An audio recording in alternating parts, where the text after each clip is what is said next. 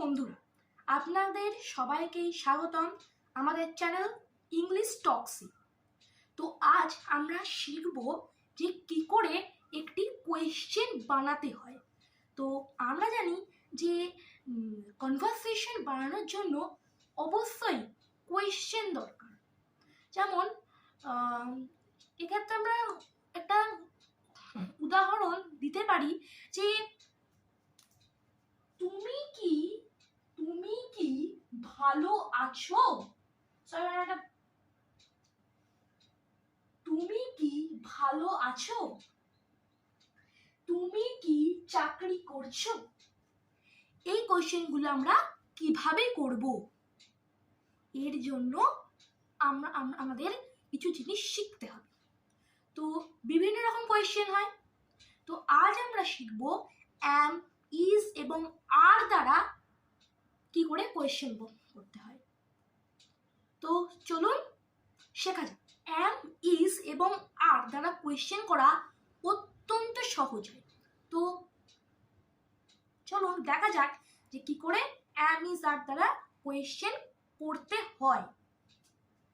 তো am, is, আর দ্বারা question করার জন্য প্রথমে আমরা ব্যবহার করব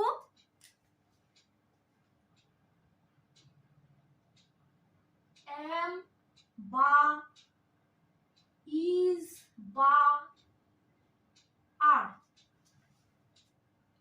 এইটা ভাষা ব্যবহার করবো, মানে আর ইউ বা ইজ হি, এইরকম জিনিসগুলোকে ব্যবহার করবো। তো প্রথমে আমাদের অ্যাম, ইজ, আর ব্যবহার করতে হবে। তারপর আমাদের ব্যবহার করতে হবে সাবজেক্ট।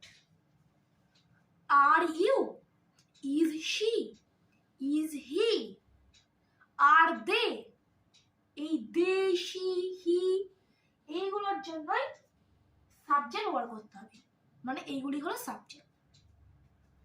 এরপর আমরা বসাবো ভার্ব বা ক্রিয়া।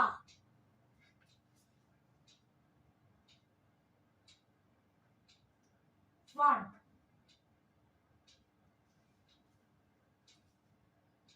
ঠিক আছে। তো am, is, are plus subject plus verb plus আমরা অবজেক্ট বসাতে পারি।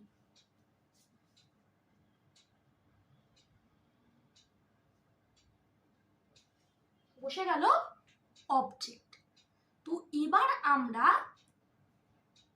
এটা দ্বারা একটা কোয়েশ্চেন বানাবো।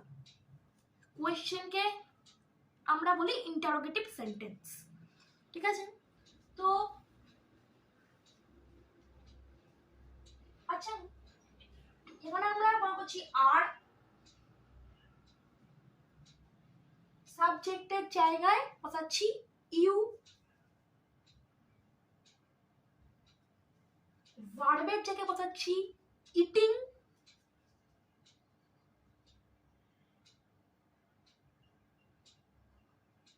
অবজেক্টের জায়গায় বসাচ্ছি রাইস।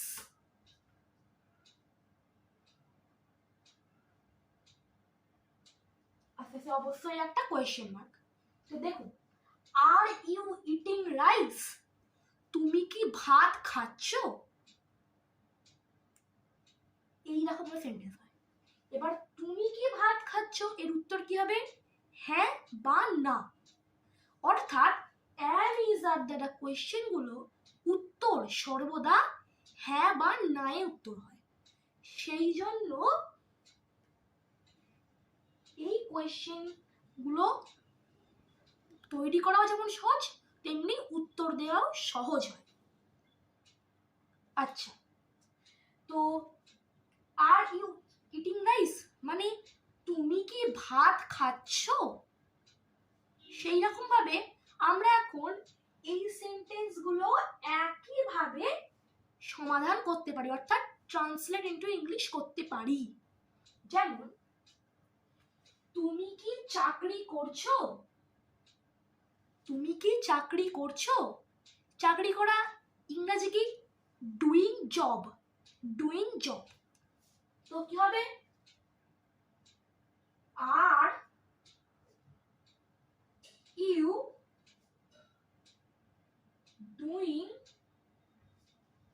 জব? তুমি কি চাকরি করছো? Are you doing job? তারপর আরেকটা দেখা যাক, সে কি ভাত খাচ্ছে? সে কি ভাত খাচ্ছে? Is he eating rice? সে কি ভাত খাচ্ছে? Is he eating rice? তো এইখানটা আমি ইউ দ্বারা করেছিলাম।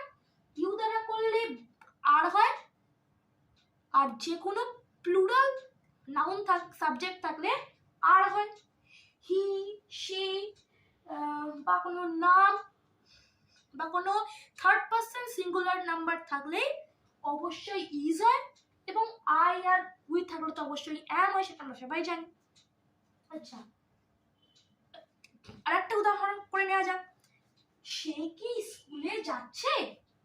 সে কি স্কুলে যাচ্ছে? Is he going to school? সে কি স্কুলে যাচ্ছে? Is he going to school? তো এইরকম ভাবেই আমরা খুব সহজে অ্যাম ইজ আর দ্বারা কোয়েশ্চেন করতে পারি, এবং অ্যাম ইজ আর দ্বারা কোয়েশ্চেন গুলো তৈরি করা আমরা দেখেই নিলে কতটা সহজ হয়। সেজন্য এরকম সেন্টেন্সগুলো বানানোর ক্ষেত্রে অনেকেরই প্রবলেম হয়। তো যদি এই ভিডিওটা আপনাদের একটুও কাজে লাগে তাহলে অবশ্যই এই ভিডিওটাকে লাইক করবেন, শেয়ার করবেন, এবং যদি আপনি আমাদের চ্যানেলে নতুন হন তাহলে অবশ্যই চ্যানেলটি সাবস্ক্রাইব করে দেবেন। ধন্যবাদ।